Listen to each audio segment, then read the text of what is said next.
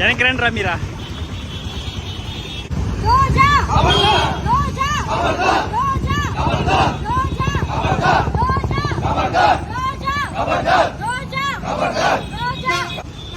ఎలా అయితే వీళ్ళు రోజుకొక డ్రామా, రోజా జబర్దస్త్ ఆర్టిస్ట్ మంత్రి మంత్రి పదవి ఇచ్చినా కూడా కేవలం సినిమా బ్లాక్ టికెట్లు అమ్ముకునే లాగా శ్రీవారి దర్శన టికెట్లని, శ్రీవారి దర్శన టోకన్లని బ్లాక్ టికెట్లు, సినిమా టికెట్లు అమ్ముకున్నట్లు అమ్ముకొని దోచుకొని సంపాదించి ఏపీ టూరిజం ని కేవలం టూరిజం ట్రిప్పులుగా వాడుకొని సంపాదించి ఆమె కూడా పవన్ కళ్యాణ్ గారి గురించి మాట్లాడుతోంది. రోజా నువ్వు అంటున్నావు శ్రీవారి మన వెంకటేశ్వర స్వామి వల్లనే అప్పుడు చంద్రబాబు నాయుడు గారికి ఇప్పుడు పవన్ కళ్యాణ్ గారు రుచి చూశారు అంటున్నావు. నేను ఒక చెప్తున్నాను రోజా,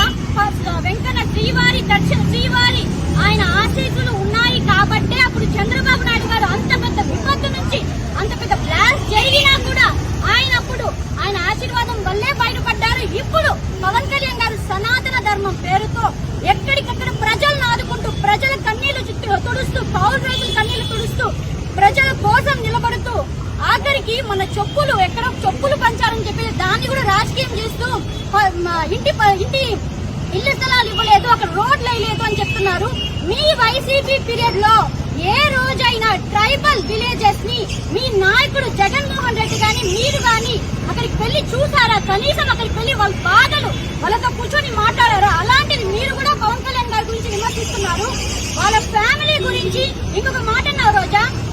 పవన్ కళ్యాణ్ గారు మీకు ఆల్రెడీ దీని గురించి సమాధానం చెప్పారు. ప్యాకేజ్ తీసుకున్నారు, మీకు పదవులు ఇస్తే, మీకు ప్యాకేజ్ ఇస్తే మీరు మాట్లాడు అంటున్నావు పవన్ కళ్యాణ్ గారి గురించి.